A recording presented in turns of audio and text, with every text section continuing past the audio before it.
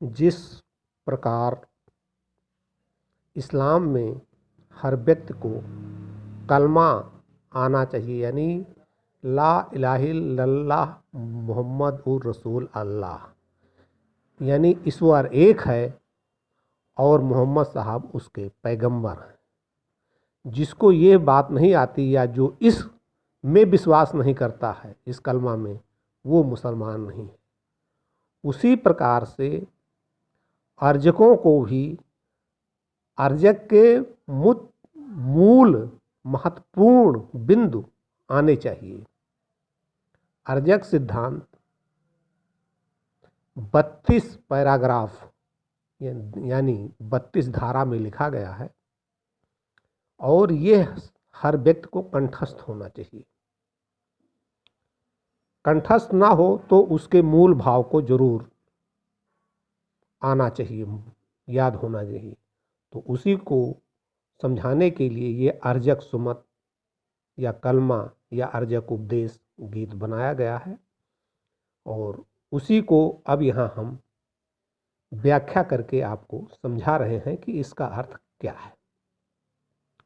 तो सुने अर्जक सुमत या अर्जक उपदेश। विश्व रतन अर्जक सिद्धांत, मानववादी सुख प्यारा है। अर्जक सिद्धांत ये विश्व रत्न है। विश्व रत्न का मतलब कि ऐसी अच्छी बातें आज तक किसी ने नहीं कही जो हर जगह यानी यूनिवर्सल ट्रूथ हो, जो पूरे ब्रह्मांड में सत्य हो, यूनिवर्सल ट्रूथ। वो कौन सी बात है?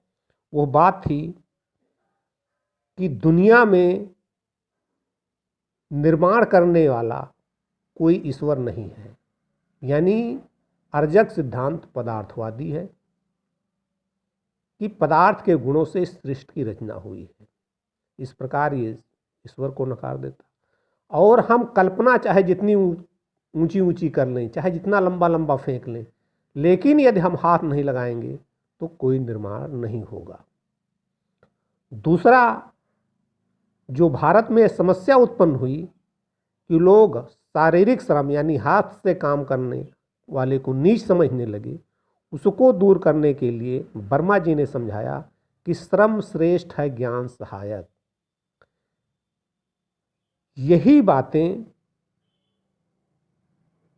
विश्व रत्न बनाती हैं। आज तक किसी ने इस व्याख्या को स्पष्ट नहीं किया कि श्रम श्रेष्ठ है ज्ञान सहायक। सबने ज्ञानी को यानी पढ़े लिखे को श्रेष्ठ माना, बुद्धिमान को ही उद्धारकर्ता समझा, लेकिन कार्य करने वाले को नहीं। तो सुने, विश्व रतन अर्जक सिद्धांत, मानववादी सुख प्यारा है। अपमान से मन चोटिल होता, जो जोश से हत सौहार्द मिटाए। स्वाभिमान स्वालंबन आदर, सचेत समता राष्ट्र प्रेम नारा है।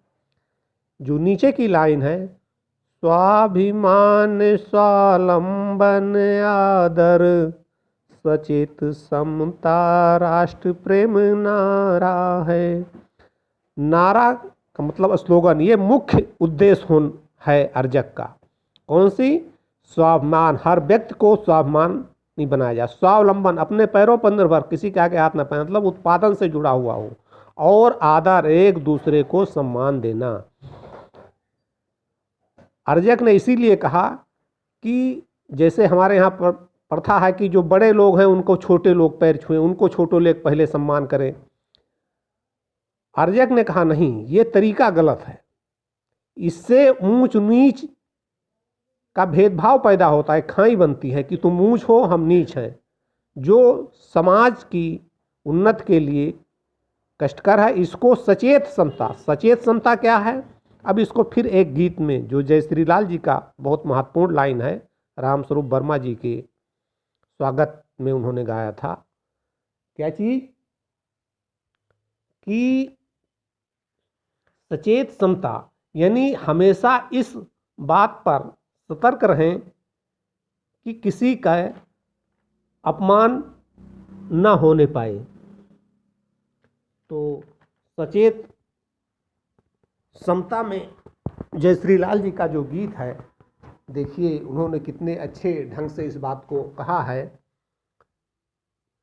ना हो कोई ब्राह्मण भंगी, मानो मानो में समता हो। खान पान उठ बैठ बोल चाल में समता हो। करो न वह व्यवहार किसी से जो खुद को ना जमता हो। तो सचेत समता को एक बार फिर से देख लीजिए, कहाँ हमें ध्यान रखना है। ना हो कोई ब्राह्मण भंगी, मानो मानो में ममता हो। खान पान उठ बैठ बोल चाल में परस्पर समता हो। करो न वह व्यवहार किसी से जो खुद को ना जमता हो। तो यहाँ पर अर्जक ने बहुत ही स्पष्ट तौर पे समझा दिया है कि लोग कहते हैं चोरी ना करो, व्यभिचार ना करो। ये अर्जक ने बहुत ही स्पष्ट बात शार्ट में कह दी कि जो खुद को बुरा लगे वो काम दूसरे से ना करो।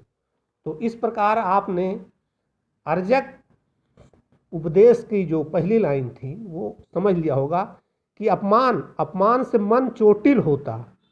अगर हम किसी व्यक्ति को डांटते हैं, बच्चे को चाहे बूढ़े को अपमानित करते हैं, तो उसको क्या होता है, उत्साह खत्म हो जाता है, काम करने की लगन खत्म हो जाती है, क्षमता डाउन हो जाती है, उसकी तंदुरुस्ती खराब जाती है, वो डिप्रेशन का शिकार हो जाता है।